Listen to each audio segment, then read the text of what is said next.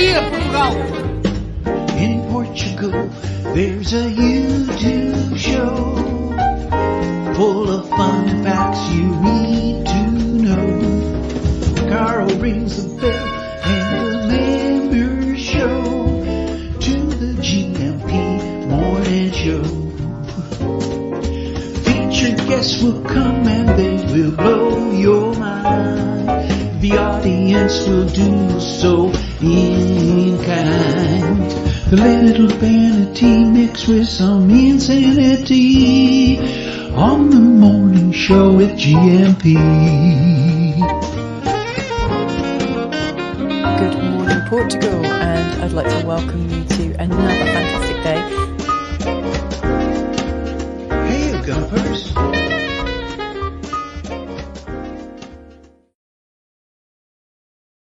Oh, hold on a minute. Let me just get that out of the way. Although that is some very good advice there. Life hack, give yourself 8 to 12 hours of alone time in the morning to mentally prepare for the day. Will we need that today, I wonder, when it comes to 10 o'clock?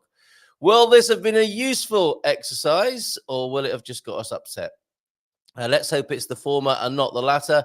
And let me say to you, hola, bon dia, alegria, Munson here with the Good Morning Portugal show, a live stream and podcast. Yes, the reason I say that is we're having this conversation this morning. Andy Klein will be joining me. And by way of some wurst-based, sausage-based light relief at about 9:30, somebody called Jan is joining us as well, who is from, do you remember on Monday, we thought we were going to speak to Jan from the Fresh Cut Double Fried French Fry Factory. Try saying that.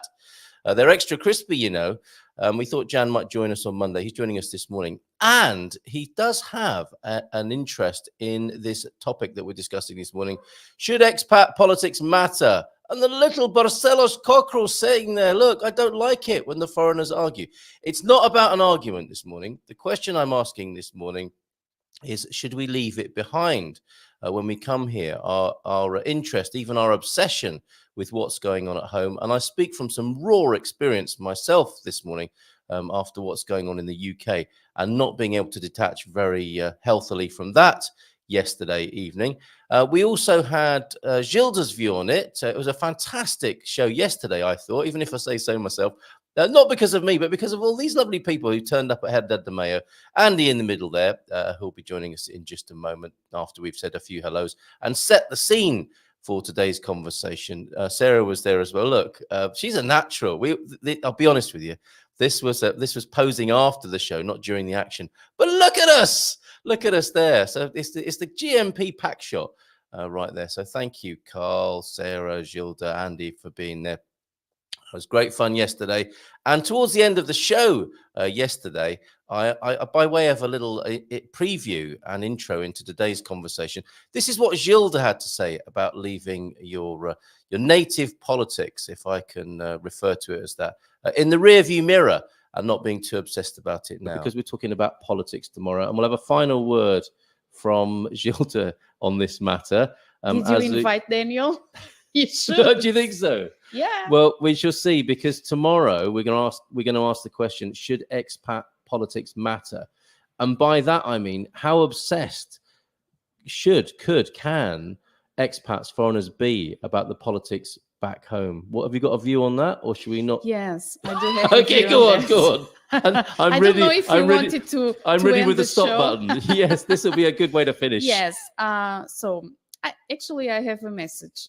If you are living in Portugal, you should try to disconnect a little bit. I've got to say, that's music to my ears, and I've Why? written exactly that in the Portugal Resident this week. Let it go, right? Yes. Why? Because you come to Portugal to have a happier, lighter life. And then you stick your head in Twitter, Yes. X or Facebook, and get thoroughly upset about what's going on. Exactly. So Yes. turn it off. Stop it. Turn it off and get the best of Portugal. Great forget a little advice. bit. Great advice. Okay, thank you, Gilda, for that. Concordo, Gilda. There you go. And I did exactly that myself last night. Got home. There is a really horrible situation in the UK. I don't want to go into too much detail. This is the Good Morning Portugal show after all. But suffice to say, I was drawn towards finding out, wanting to know what was going on in my country of origin, and got quite upset as a result. And it posed a number of questions and really turned this from a philosophical and theoretical exercise into an actual practical one of how should I personally approach the politics of back home and the social situation. I mean, I think those two are intertwined. It's what we're looking back at in the rearview mirror, perhaps partly why we moved away in the first place. And to see it, I don't want to get too sort of emotional and inflammatory. And by the way, this won't be a debate about are the Republicans or the Democrats better and who's going to win the election in November. This is really a bigger picture. How obsessed or how interested should we be in what's going on back home? And can we take advantage of being away? And not ignorance is bliss, but maybe ignoring is bliss, and getting that right measure. So I guess that's the principal question this morning, is what is the right measure of being interested and involved in the politics back home? And somebody who was part of my thinking on this hasn't just popped up in the last day or so. This is a conversation. This is a theme that's been on my mind for a long time, and in part, I can give some of the inspiration for it to my guest this morning, to our guest this morning, Andy Klein, who joins us now. So let's give him a nice big round of applause. Morning, Andy. Great to see you. Good morning. Again. 2 Glad days to be running. Yeah. It was great to see you yesterday. Same. And one thing I really enjoyed about yesterday was our lunch. A very Portuguese lunch, right? A couple of beers, a nice prato de dia, and a chance to chat about this subject and many other things as well. I thought we were very, very Portuguese yesterday lunchtime. Yes. And it's quite a nice frame, isn't it, for this conversation we're about to have? And I think you're fully up to speed because you were behind the scenes listening in there. And a little while ago, I saw your comments. I see your timeline on Facebook. And I think it's fair to say you have quite a strong interest in what's going on back in the US. And there were two comments that stuck in my mind from your timeline. The first was about a month ago. I think you were saying something along the lines of, and please correct me if I'm wrong or if I've got the wrong end of the stick here, but you were handing over the baton. You'd done your time in the front line of politics in the US, and it was time for youngsters to do it. You weren't deserting them, or as I discussed with you yesterday, you weren't just saying, okay, over to you now, I'm just going off to Portugal to enjoy my life. You still have a strong interest, and that strong interest turned into quite the upset for you the other day as you were processing what was going on back home. And I think you even posted up a picture of a dumpster fire. So where in that are you? If you want to give us your position or your thoughts on this matter, should we be interested, even obsessed with what's going on back home, and how does that affect our mental health here in Portugal now? Well, obsession is never good for your mental health, but I do think, that's what you heard it here first, folks. Yes, it's official. Right. Yeah, exactly. But when you are the citizen of a democratic republic or any system of government where you vote, I think you have a responsibility to take seriously, what's happening in your former home country. And let's face it, it affects the world. What happened in the UK recently affects the world. What happened in France recently affects the world. So it's not just as simple as saying, well, the US is big and it affects the world. I'm a US citizen. That's the only place in the world right now where I can vote. And so if I'm going to have any impact on anything at all, I have to pay at least enough attention to cast an informed vote. Okay, that's a very interesting angle. Yeah, I hadn't thought of that. Yeah. Okay. Did you want to say more? And had I reflected your thoughts on Facebook accurately? Well, sure. I mean, now the dumpster fire thing had nothing to do with anything other than I was in a weird mood and changed my banner picture. But yes, I have said several times, that my time at the barricades is over, which means a lot of things. But in terms of the political situation, while I'm still voting, I do not like, in Facebook. I stopped commenting and posting things about politics and other such topics a long time ago, and declared that Facebook is family and friends and sharing my life only. Yeah. and that's been good for mental health. Yes. Yeah, Yeah. yeah. That's a very good bit of hygiene for sure. Yes. But at the same time, I sometimes will comment if I read things by friends of mine that I think, maybe I need to. For example, I and I know people are going to howl at me for this, but I completely reject the notion that President Biden was on his way to losing. Yeah. I don't think there's any evidence for that at all. There's a lot of chatter in the media, a lot of pundits and things, but Yes. no evidence whatsoever. And so when he stepped away because of things I learned in my political science training, both at the bachelor level and the doctorate level, Mm. I was thinking theory and not what's happening on the ground. I thought, oh, this is done. We're cooked, right? Because you change up like that, you're cooked. And I expected that what the Democrats would do is 3 or 4 people would say, "Hey, I want to be president," and then it'd turn into a convention fight, and then it'd all melt down and be a Yes. disaster. And so Yes. I spent about 24 hours in despair. But Right. then something I would not have predicted happened, and now I'm happy as a clam. That's the If I ever proverbial. happy, I don't. Happy as I a mean, clam. Yeah, I well, love happy as a clam because I mean the outpouring of support for Kamala Harris, especially from young people, it. Hmm. has been. I didn't see that coming. Yeah. Not that there's anything wrong with Harris. I think she's another centrist Democrat, and I'm significantly left of that. Um, but she's a capable person, and so anyway, all that. But to get off the U.S. part of it, all of that affects everybody. All of what happened in the UK, laborers, huge win. That Yeah. affects the entire world. Yeah. France kind of holding off Le Pen and her bunch affects the world. What happens in Portugal affects the world. So I don't agree with Jilda. No, no, fair I, enough. Fair enough. I We don't I have don't to come agree with here. it because Yeah. it affects the world. And what happens in Portugal, which we come to in part, I think, I would hope, because it is a calm place with a very communal sense of being. Mm. Um,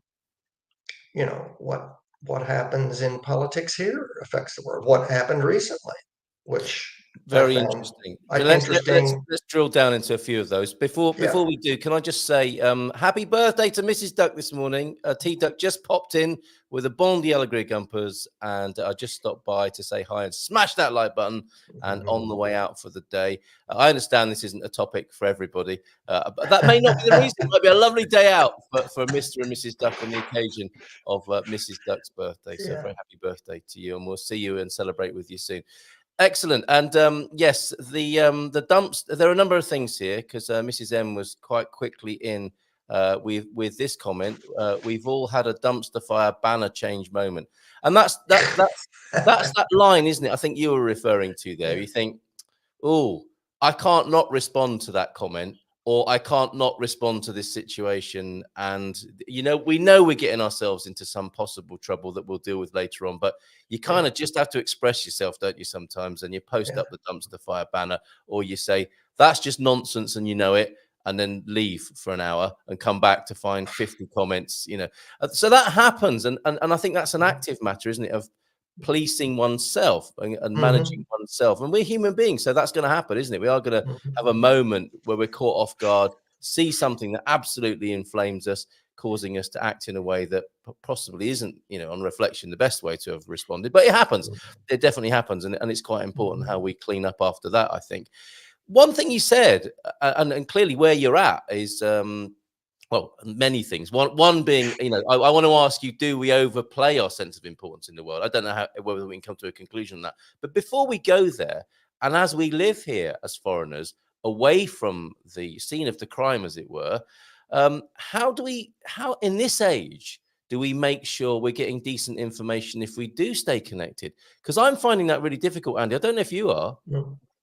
Well, sure. It is the remove is actually good in a way when it comes to that, because I think you end up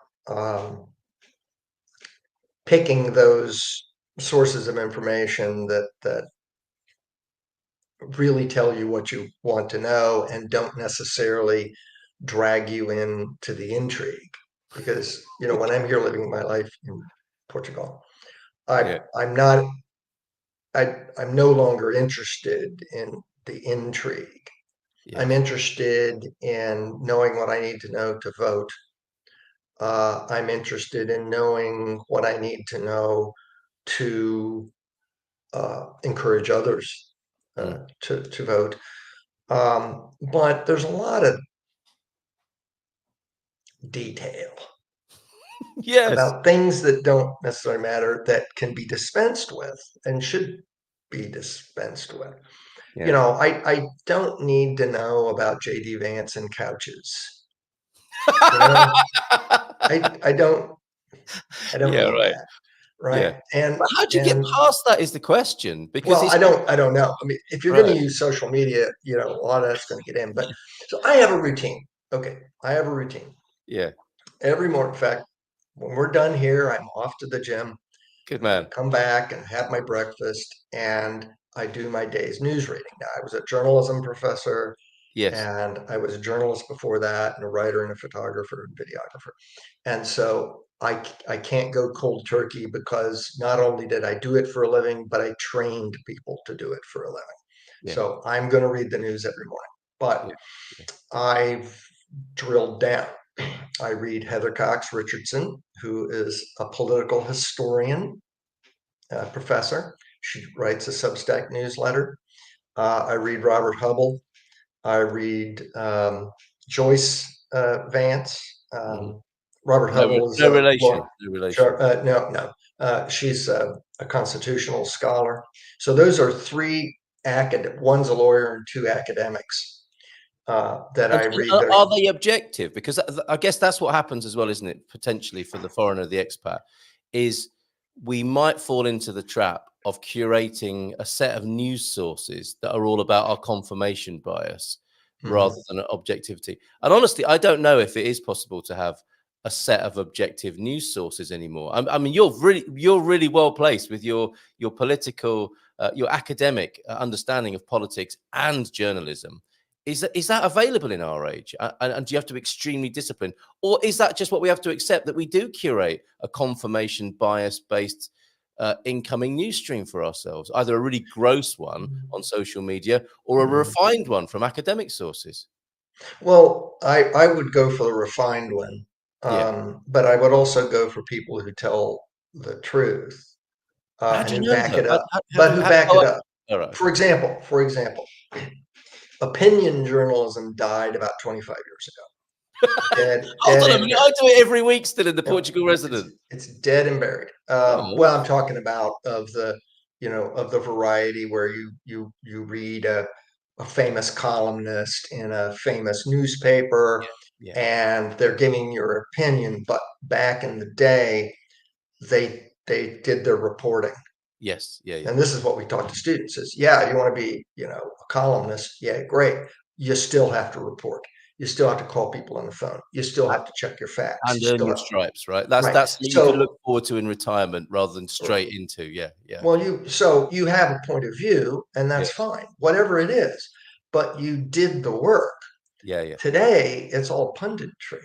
Yes. It's just all emoting based on, I'm a this, they're a that, and they're bad. Yeah. With nary a phone call being made, with hardly a fact being checked. It's terrible. And I've been writing and publishing about this topic the entire 25 years of my academic career.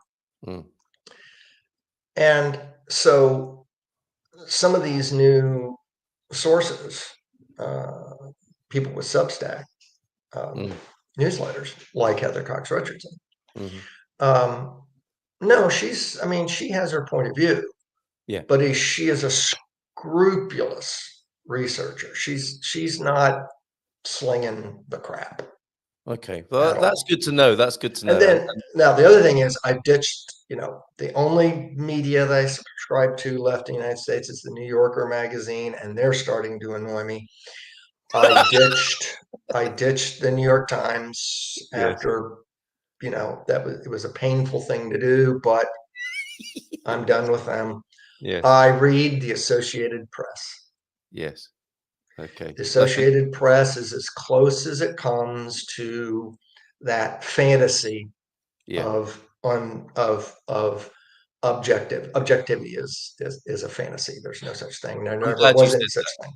Yeah, yeah. It's good to know. It's good to But state that. it's, in other words, they still have a reverence for the classical process of reporting Yeah. that is supposed to give you as accurate a representation of reality that day Yeah. as is humanly possible. Right. Well, that's And good that's to as know. And that's as good as it gets too, because that's that's within the realms of journalism as you taught it. Who, what, where, yes. when, and why. Maybe not so much of the why, but this happened at this time. These were the people involved, and it's close. It's as close to the facts as is humanly possible. Right. Yeah, good. Exactly. Yeah. And you do make news judgments in doing that, Yeah, of and course. as you should. And but another thing I told students is that news is always a process. One story does not cover a news event. Yeah. It's many, many stories, because you can't cover all the points of view in a single story. You are going to miss facts. You're going to learn things as you Yeah. go. And so reporting is, or should be, always about multiple examinations of whatever is going Very interesting. on. And so right now the AP does that for me. And so I read my Substacks, I read AP, and then I have my Portuguese media that I read. So I have a lot of reading in the morning. I start with the kittens and rainbows of Portugal news, right? Oh, It's relentlessly positive, but yeah. every now and then some news slips in there. Yeah.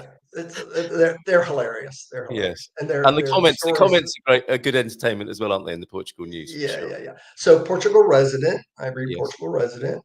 I have a subscription to Publico, Mm. and I read Diario Diavado. Okay. So yes, my breakfast and news reading is about a 2-hour process every morning. That's quite old fashioned, if you don't mind me saying. I'm quite old and fashioned. Okay, that will be the reason then. I think there are a couple of good Substacks, if I can add to those. We had George Branco, who's continuing to do his something that originated in the pandemic reporting that he felt the need to do. And the other chap whose name escapes me right now, I hope to find this before the end of the show, or I can stick it up in the Portugal Club, and maybe gather together the sources you were talking about for people who do want a slightly different view on things, rather than just lighting the blue touch paper. And what I guess one of the challenges for us, and you're clearly very diligent and dedicated to finding out as best you can without being there what's going on, so you can stay connected. And I really admire your thought process of you see that the US still has an effect on the geopolitical. It has a geopolitical impact internationally, globally. And you have a right to vote there, the only right to vote you have. So you will use it to influence that. That I understand, and that makes it a great deal of sense to me. It seems the ongoing challenge for the foreigner, for the expat, is I think as we are more and more distant from our country of origin, it's possible that we might become more and more emotional about it. So on the one hand, you want the objective news sources about what's going on back home. But it would seem human nature dictates that you've got it's a memory now, isn't it? It's not an active experience, it's your memories. And I think what goes with memories are emotions. And so you'll have a new relationship, won't you, with the old place? I mean, the fact that we call it the old place is a sense of that, isn't it? It's, and you kind of, you look up to a certain part of the visual space around you that tells you your brain is casting its memory back to what you enjoyed there. And that, I think, is an emotional process. So we are running that sort of gauntlet potentially, aren't we? A discipline to find out facts, if that's still possible. And from what you're saying, it would appear to be in some way, in some way, as you've described, and also the emotionalization of the past and our attachment to our old country. Do you think is that as good as it's going to get then, Andy, running that gauntlet? Well, I mean, I hate to generalize too much about people. Oh, I and do it their every day. Join me. experiences. I do it all the time. Yeah, go on. Yeah. Like says the kittens and rainbows. He writes for the Portugal News. He is one of the kittens.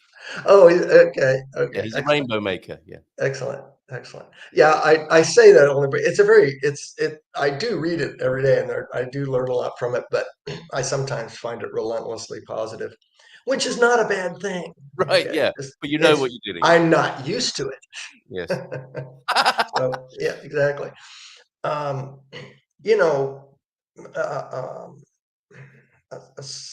don't know that there's ever been a time that political experience wasn't an emotional experience. Mm-hmm. I think the rational side of it probably waxes and wanes more than the emotional side of it, especially in the television era. Yes. Yeah. I mean, we learned a big lesson in that with the Kennedy-Nixon debate.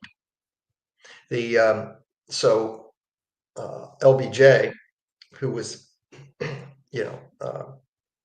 on the ticket with Kennedy as vice president, he listened to the debate riding around Washington, D.C. in a cab because he was so distraught over the whole thing. And then people watched it on television. Nixon wasn't feeling well. He refused the green makeup that would make him look good on black and white television. And so there was a very different experience between people who listened to the debate and people who watched the debate. Yes, people who watched the debate thought Kennedy won, and people who listened to the debate thought Nixon won. LBJ thought Nixon won. Wow. And he was spitting and cussing after that. But yes. In the television era, television encourages us to have emotional relationships with what we see. Yes. The people we see. Yeah. Robert Young, who played Marcus Welby, MD, used to be asked medical advice by fans. Yes. Okay. Yeah. There was a 13-year-old boy who, upon the cancellation of Battlestar Galactica in its first, committed suicide. Oh my because goodness. He was so distraught. Yes. Little to know that Battlestar Galactica, within a few years, was going to become one of the biggest, television sci-fi franchises ever. Yes. I mean, it's just but good storytelling in whether you're reading it or especially if you're watching it, which is what I produce. If you're not attempting to elicit some emotional response from your audience, you're not doing it right. Very interesting. Yes. Right. Yeah. And so the medium encourages us to have emotional relationships with characters, with politicians, and so the idea that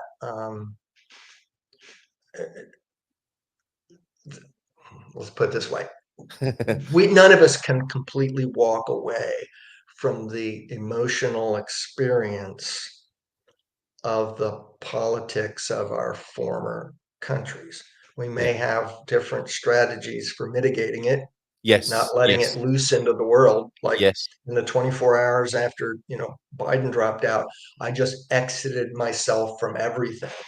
Right. because I was having a Yeah. negative emotional reaction. Yeah. I didn't want to bring it into Portugal, right? The Wow. Right. Portuguese don't want us, can you imagine 3 Americans at a cafe hollering at each other over politics while a couple Well, of, well said. Well said. yeah, And that's right. that's another point, isn't it? That Yeah. after we've included a few comments here, that is probably. I mean, I know you want to get to the gym and to your No, newspapers, it's all good. news sources. Okay. Don't worry about anything. So, Ocean You kick Dweller. me out whenever you need to. Okay, I am concerned but not losing sleep. I do feel the need to keep up with US politics. I think you make a great point there, Andy. It's about, you can't stop being human, but you can manage being human, I guess is one way of looking at it. The goal of the ruling classes is to create apathy, disconnection, and despair. This eliminates introspection, criticism, and ultimately opposition, says Garvo. Good morning to you. But I understand why people get like this when they have such poor and limited choices in politics. Yeah, Mrs. M's comment I thought was great. We've all had a dumpster fire banner change moment. Jan will be with us in just a moment, who is not only the purveyor of very interesting foods of German origin with a Portuguese twist in Porto, but also I think said, yeah, I'm up for that subject that you're talking about on Wednesday. So we'll have Jan comment on this as well when he gets here in a couple of minutes on the screen. Barak, being a history major, do you see, no matter who wins in November, the US being a cluster? And I think very nicely put there. I think we know exactly what you mean, Barak. If Trump loses, he will scream it was rigged again and ask people to hit the streets. If he wins, enough said. Barak's view on it there. And as I said, we won't, as Andy was saying, have this as that scenario of Americans fighting each other in front of Portuguese people. We don't like that. And Pete, your comment, I really struggle with people. I mean, I love humor, but I really struggle with anyone who wishes that the assassination attempt was successful. I don't think that's the way forward for us as successful. Violence is not the way. Right. It's one thing to be aware of what's going on where you came from, and quite another. Although I did think that bit about the most disappointing 2 inches since Stormy Daniels. We do have to keep a sense of humor. It's one thing to be aware of what's going on where you came from.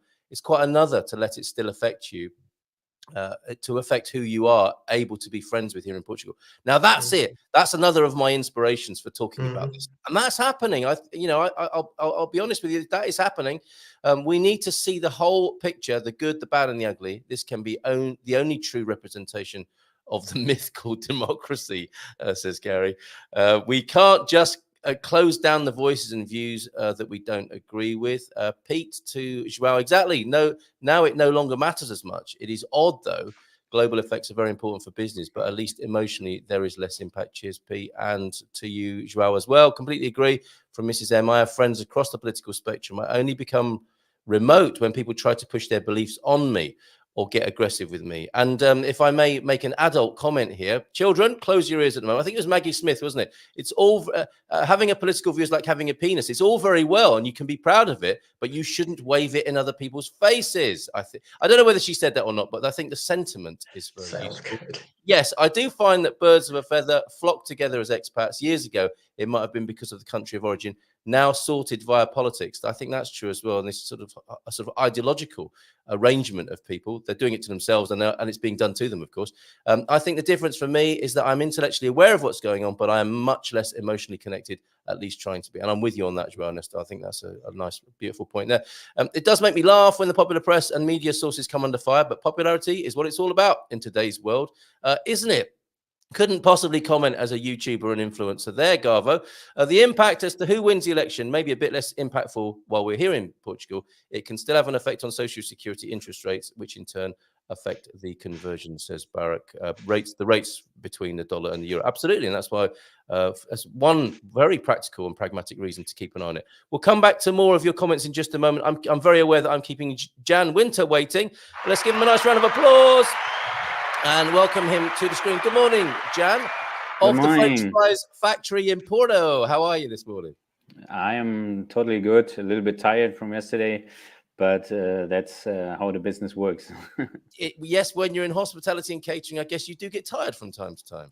Yeah. This is quite some hours you spend there, and tough work. So many people are underestimating, I guess. Yeah. But it's also at the same time satisfying. So not complaining.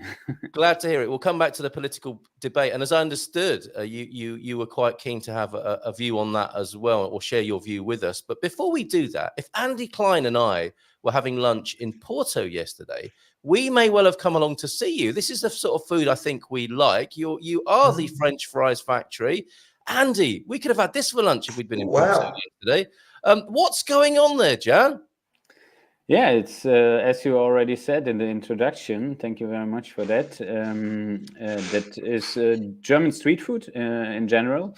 Like the most German or the most typical German street food is called currywurst.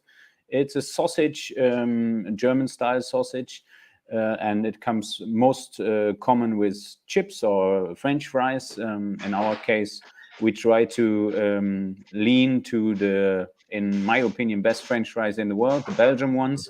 So double fried. Dear.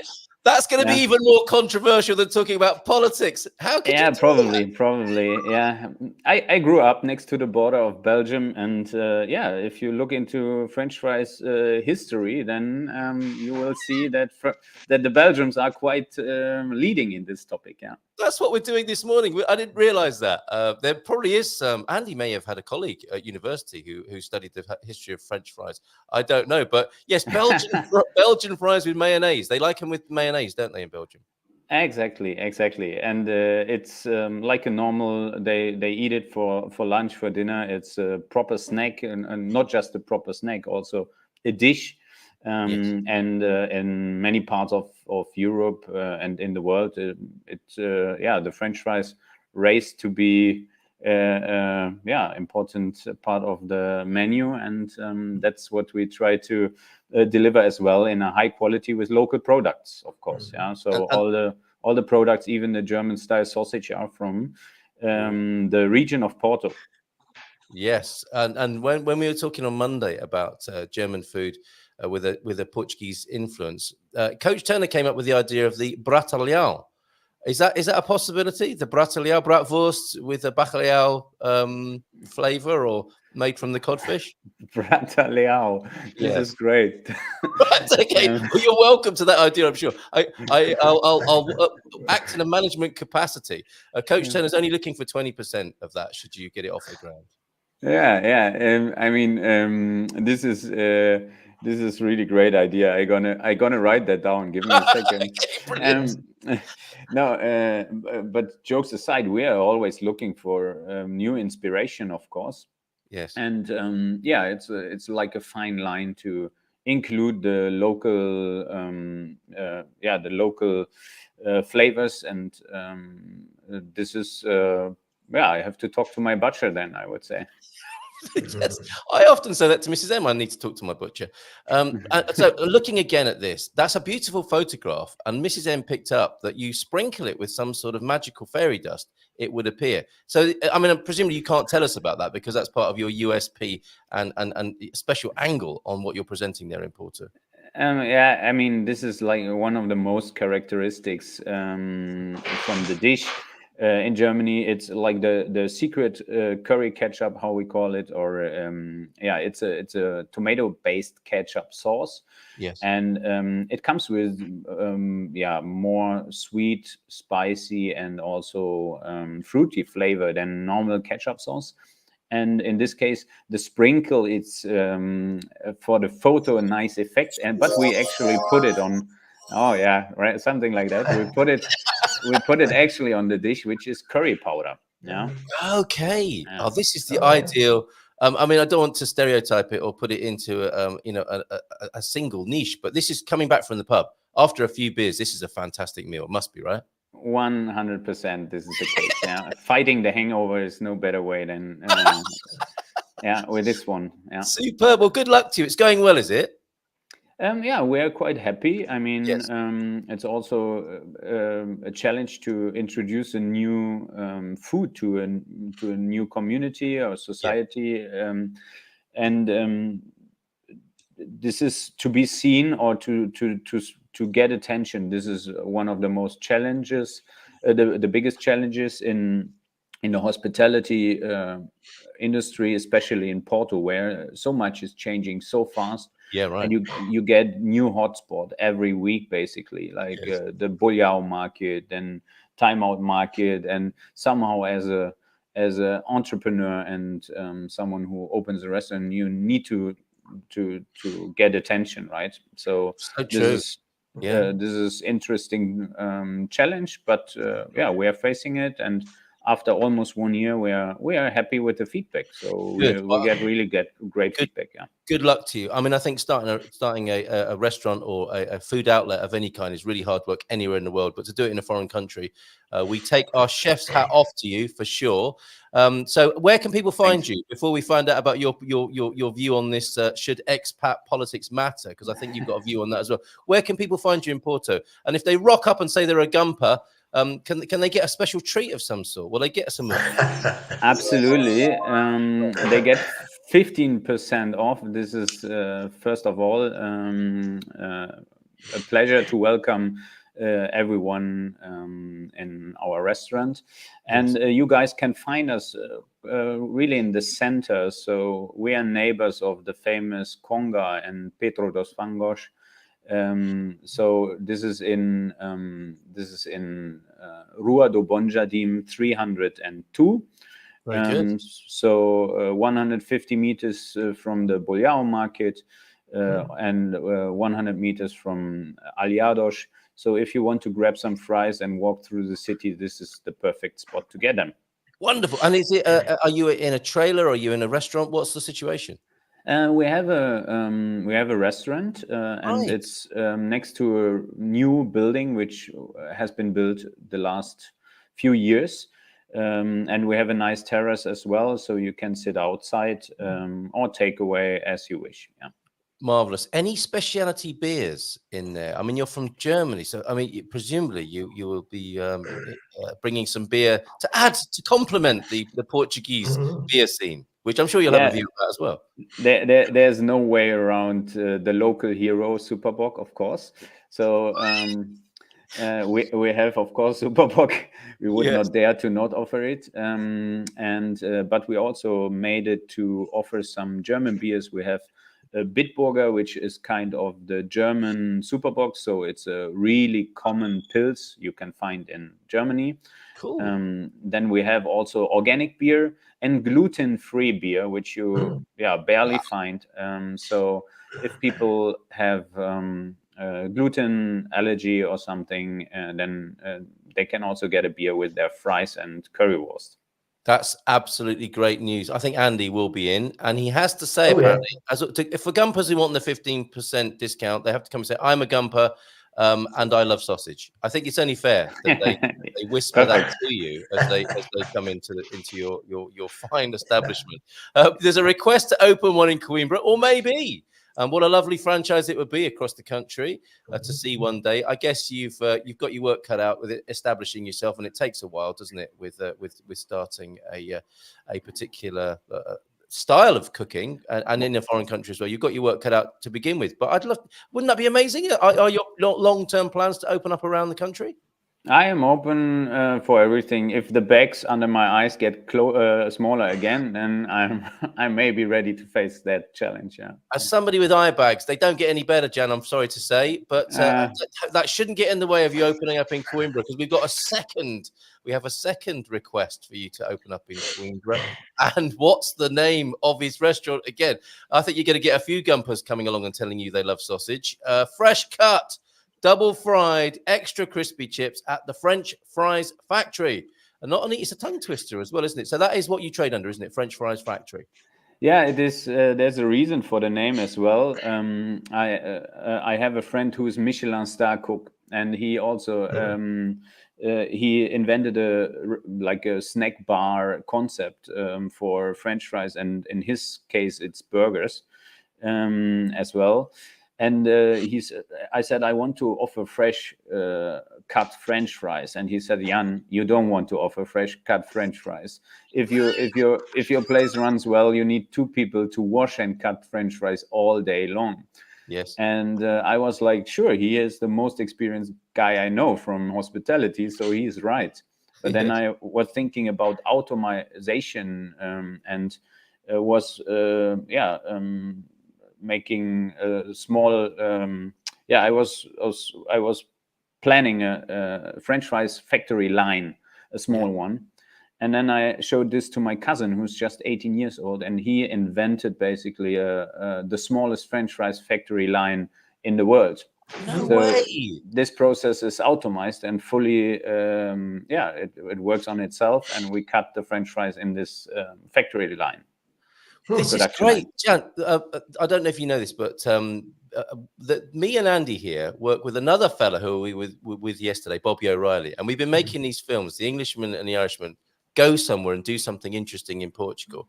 Yeah. I think this is the scene where the lights go low and the music, the sexy music comes on, and Bobby and I feed each other bratwurst and chips in Porto. This is a weekend, isn't it, Andy?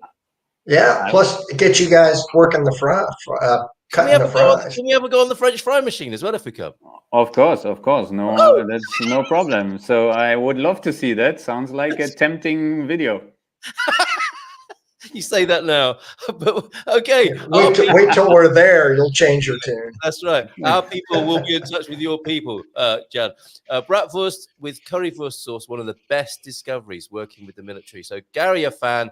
And look, another vote for Coimbra there from PT Country Bear. Good morning to you. Right. So let's go back to the earlier discussion then, because when I mentioned it to you, that we were talking about, should our expat politics stay in our country of origin? Should we be concerned about it? What's your view on that, Jan? I mean, I think we are living in one of the most interesting times ever, at least my feeling, when it comes to politics. Yeah. And of course, I mean, the interesting thing about expats and how their perspective is on politics is quite important to me, because they just don't have the impression of the bubble many people live in when you stay always in one place and in one country and see one type of politics. And right now I see development like in US, you mentioned before, or also in some parts of Europe, in Great Britain or in Germany, in France, everywhere we have more or less dividing conflicts. And so it's important to exchange this opinion and to compare, to see, what are the problems, what are the conflicts in other countries, and to put this into perspective when you look at politics in the country you are living in, right? Yeah, absolutely. And so, do you stay quite? I mean, you're a busy guy, so that will help, won't it, to not be constantly looking in the rearview mirror or developing any sort of obsession. But it sounds like you do keep an eye on things and what's going on. 100%. And this is also so for me it was a reason to move to Portugal, right, to be honest. I mean, of course, we when you don't speak the language really well, and shame on me, I'm far behind, then you can't you don't get so much of what is discussed here in the press, in the daily press. But when you go into conversations with Portuguese and they believe Germany is one of the best countries in the world, then it's interesting. And when I tell them, just an example, that the train company, the governmental train company, is not allowed to enter Switzerland anymore because they have been so often so late, then this is just a funny example for how bad things go. Yes. Wow. Okay. Well, Germany. And, so for my, I try to have an impact in my area of action. And so I'm offering Bitcoin payments. You can pay your sausages. Seriously, with this just gets Bitcoin. better and better in your outlet there. This is fantastic. So you can buy your chips with Bitcoin. Yeah, I'm convinced that taking away the control over monetary system is the first step to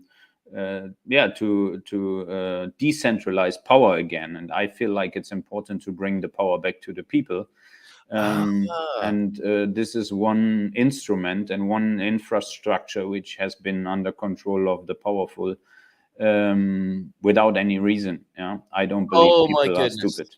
All right, so we have this conversation has now taken another interesting turn because generally speaking, people, whilst they're looking in the rearview mirror of the politics back home, they are looking at that within the context of politics as it's been.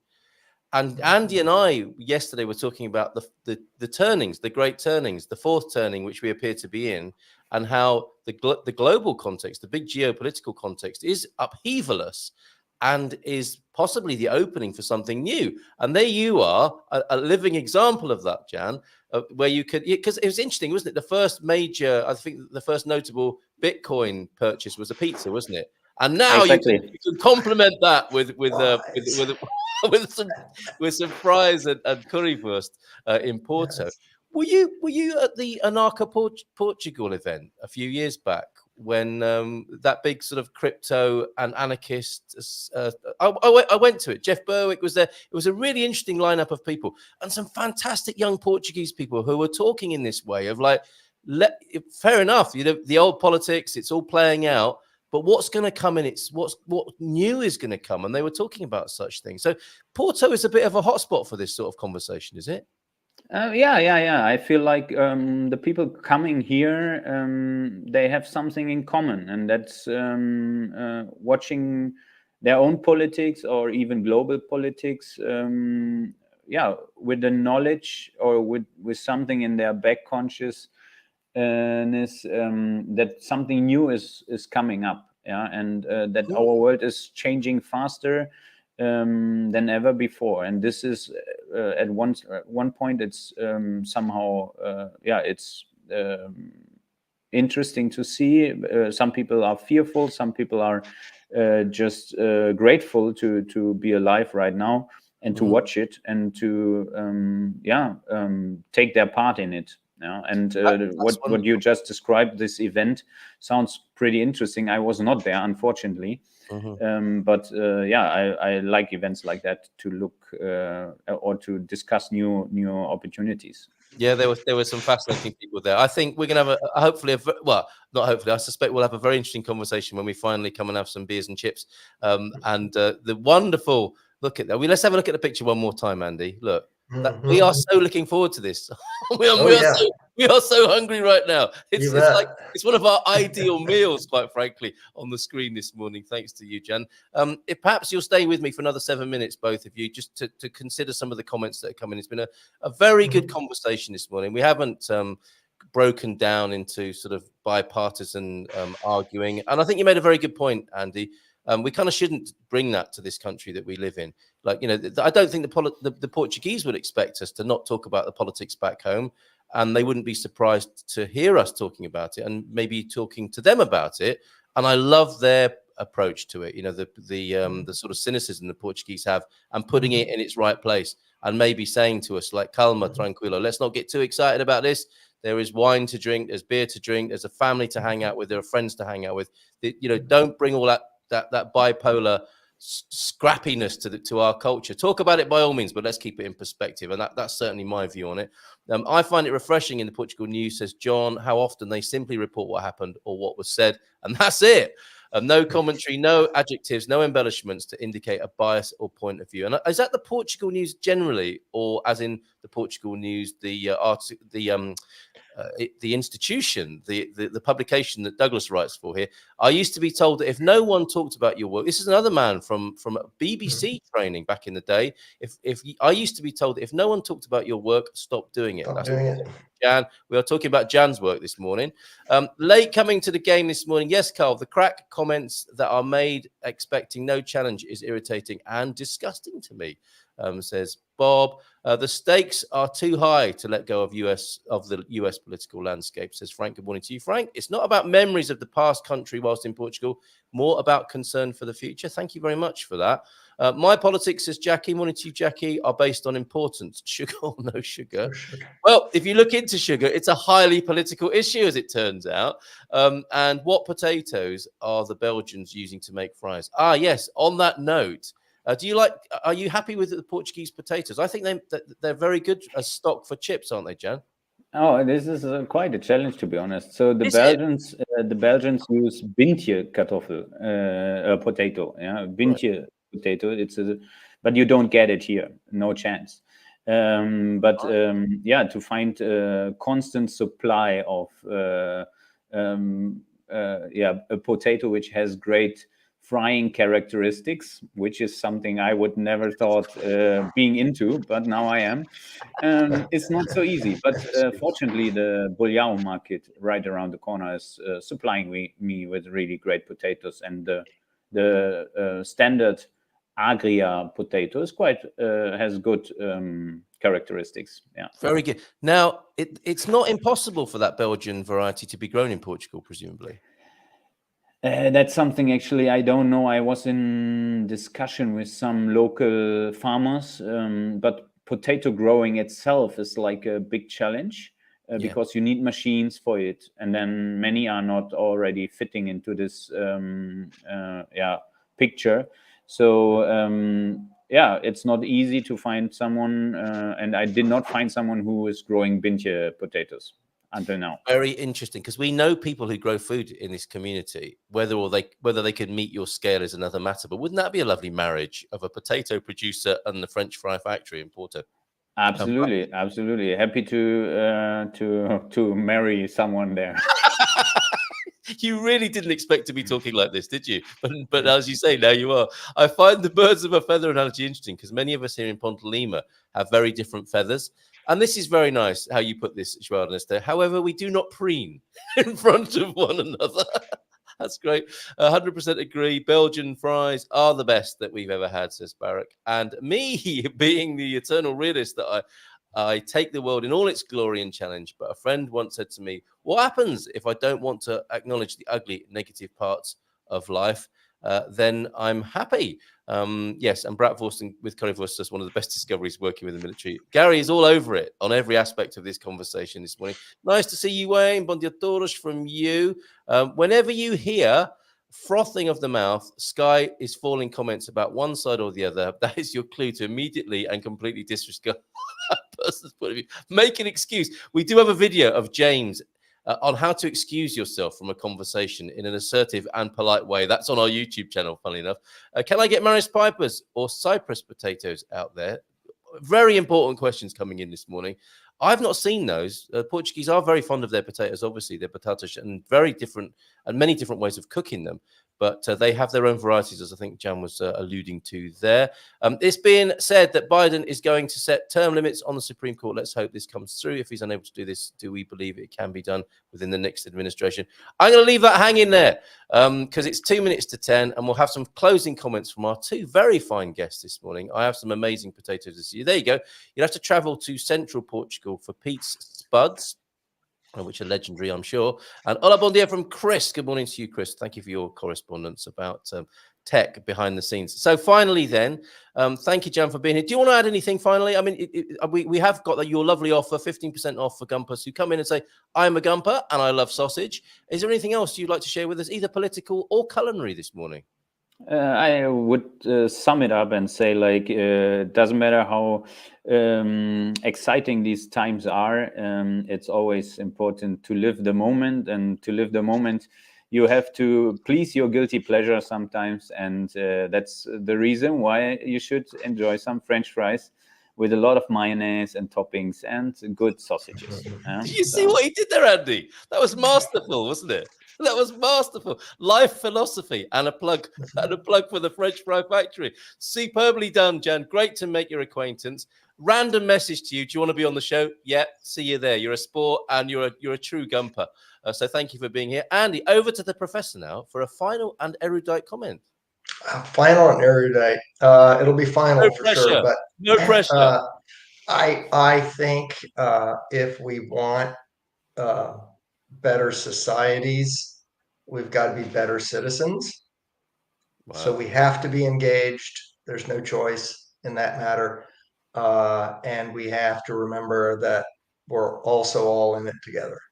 Fantastic. Thank you very much, Andy. Thank you, Jan. Thank you, Gumpers, for being here this morning. Sorry, Coach, didn't get to your God Squad tip of the day. We'll carry that forward to tomorrow morning when we'll be in the company of Ali. We'll go to the Algarve, and we might see those lads in Lisbon if they're not in Japan or somewhere else right now. So look forward to your company tomorrow. Take care. Bye for now. Have a great day. Ciao, ciao. Thank you very much.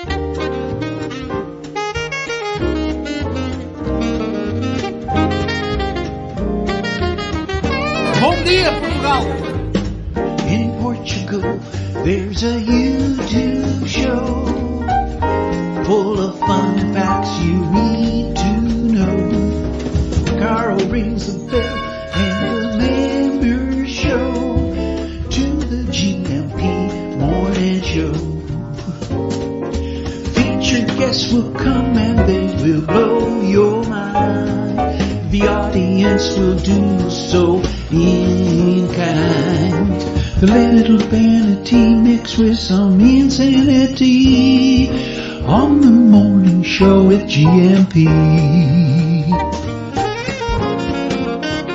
Good morning, Portugal, and I'd like to welcome you to another fantastic day. Hey, Gumpers.